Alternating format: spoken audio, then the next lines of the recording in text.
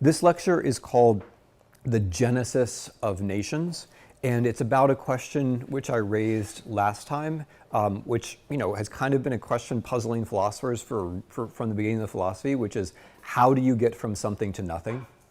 Like at some point there wasn't a Ukrainian nation, and at some point there is a Ukrainian nation. How does that happen, right? How do you get social forms to come into existence that didn't exist before? It's a really interesting question, you can ask it with other social formations as well. Like there didn't used to be classes, but now we don't have any difficult. I don't mean the classes that you're in. I mean social classes, right? Economic classes. Those didn't used to exist either, but now we don't have much trouble identifying. Oh, he's middle class. Actually, we're in America, so everybody's middle class, right? Which is thinking that everyone's middle class is part of the class struggle. I'm sure you know that, right? So if you all think you're middle class, that means you're already in. Okay, sorry, that wasn't our subject today at all. We're going to move back to nations. Although the Marxists are going to get a little shout out later on, because actually Marxists were some of the first people to think about the nation.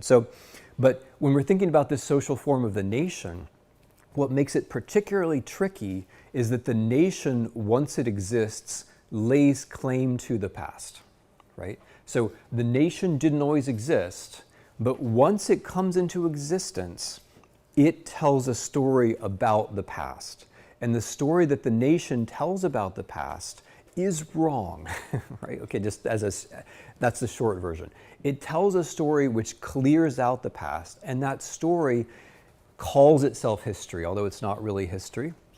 It calls itself history. And so this new social form has a story about how it's very old. And that confusion is confusion that basically everyone lives their whole life with. Unless you're American. If you're American, then your national story is that you're new and you're fresh and you're all about the future, which is ironic because the American nation is actually, comparatively speaking, quite old. It's funny, right? Like it's actually older than most of the European nations, but don't tell the Europeans, right? And don't tell the Americans because that would mess everybody up. So the trick though is that the nation is modern, but it lays claim to the past in a way which, if we ourselves are at all nationally minded, and many of us probably are, feels comfortable and right.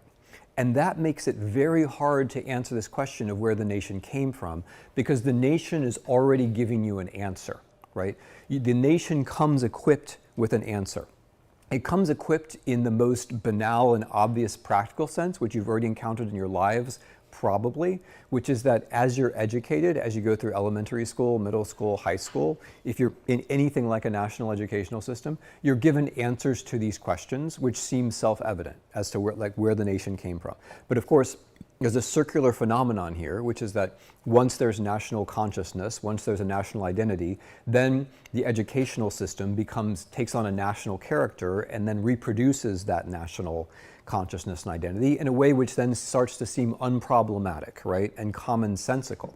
So there's a circular quality about this, which is very hard to break out of when you're 7 years old, right? I mean, I'm sure all of you are smarter than average, and each one of you is smarter than the person next to you. I'm aware of this. You're Yale students. But when you were 7, you six. When you were 6, you probably weren't raising your hand and talking about like the constructed character of national, right? You probably weren't. You were probably like, I don't know. You correct me, but I imagine that like what they told you about the past in your schools, you were probably like either ignoring it or somehow taking it in to some extent, right?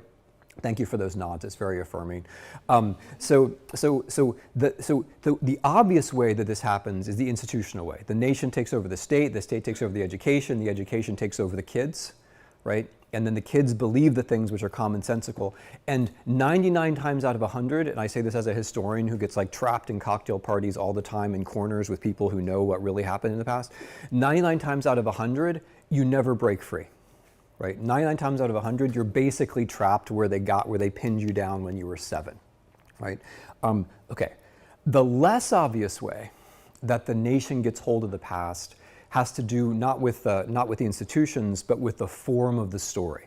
And I'm going to tell you a couple forms of the story and try to make them seem less commonsensical or less obvious, less natural than they are. I called this, I mean, maybe a little bit too preciously, I called this lecture The Genesis of Nations, because now I'm going to talk about Genesis. A great story about the nation is that there once was innocence and the innocence was lost. That is a big story about the nation, especially nations that emerge out of empires, right? Especially nations like the Russian. We're not going to talk about too much about America, but it's certainly true of America too.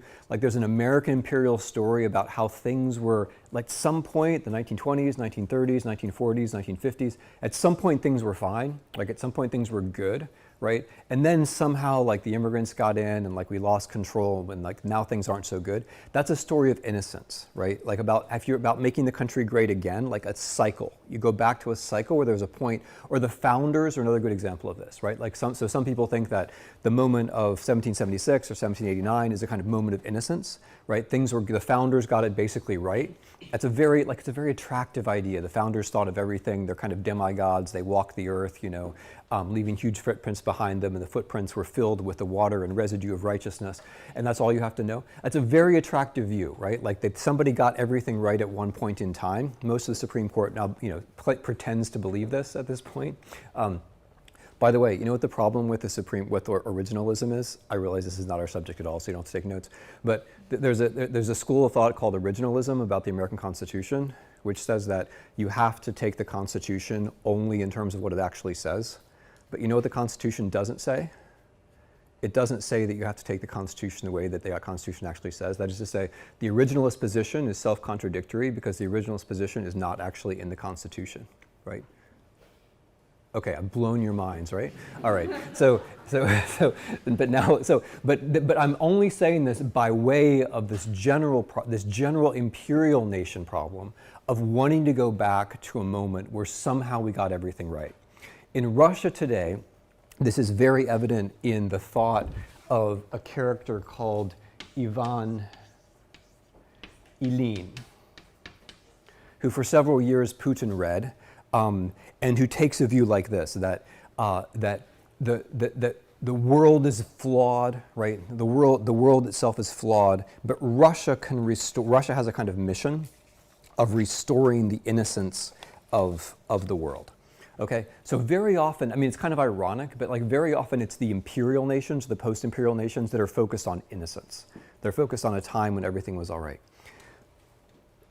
Nations that are peripheral or are anti-colonial, anti-imperial, very often have a different structure of story, which I want to try to make seem both familiar and unfamiliar to you if I can. And that's the story, that's a three-part story. And again, it's biblical. So like the story of lost innocence is, of course, the story of Adam and Eve, the Garden of Eden.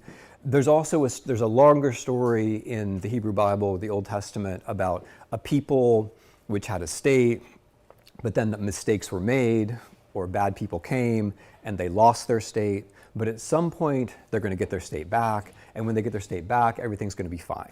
Right? That's a structural story that's inside the Bible. There's some different, like people have different views about how it's going to be right again, right? Like the Christians say Jesus came and then everything was fine. Zionists might say we made Israel, then everything was fine. You can be disagreement about when everything is fine, but there's still the basic three-part story of everything was once good, then we lost it somehow, probably not our fault, probably somebody else's fault, but we lost it. But then there will be a moment of redemption. So the nation takes over this story very easily. You've probably heard phrases like national renaissance, right? A rebirth, right? Which is the whole idea of rebirth is, if you think about it just for a second, like in some kind of literal way, like it's a very weird idea, right? It's very weird. If you just think for a quarter of a second, like what it would be like to be reborn, wouldn't that be strange, right? I mean, you guys have okay, this may be a little too Freudian. You just left home, I know, like, okay. But a rebirth is a strange idea if you think about it at all, right? But so the idea of a national rebirth is that you're going back to that time when everything was right. You're going back to that golden age. We're in some kind of, usually the nation says, we're in some kind of middle period where things have gone wrong, but everything used to be right. And if you're an anti-colonial or a post-colonial nation, this story usually has to do with the people. The people were right and good. They're still somehow basically right and good, and we're going to restore that rightness and goodness by giving them a state, and then things are going to be fine. There's been a middle period which involves a diaspora or an empire or something messing things up, but in the future things are going to be good. So notice the three-part story, right? The three-part story is very widespread. very widespread. Classical examples are the Jewish national story, the Greek national story, right? And I mentioned in the last lecture the Jews and Greeks are actually the oldest documented inhabitants of the territory of Ukraine. But basically every national story has cottoned on to this, has followed this pattern. Okay, now, it's not, so I'm going to say the obvious thing now. It's not that this is true, right? It's not that there ever was a pure nation. It's not that that there was an ethnicity which existed 1,000 years ago and still exists today. I hope I'm not shattering anybody's illusions, but that never actually happens. Marriage and, I know that I know I'm breaking something to you now, okay, but somebody has to at some point. Relationships are a lot more complicated than that, right? Fatherhood and motherhood and sex, like it's a lot more complicated than like a straight line from 1,000 years to now. Okay, I feel like I'm glad we had this moment. I feel like this awkwardness has now been dealt with. Okay, good. All right. So I'm not going to surprise you when I say that that's not how history actually works. There isn't really a three-part. There isn't really a golden age. Diaspora, return to gold. That doesn't really happen.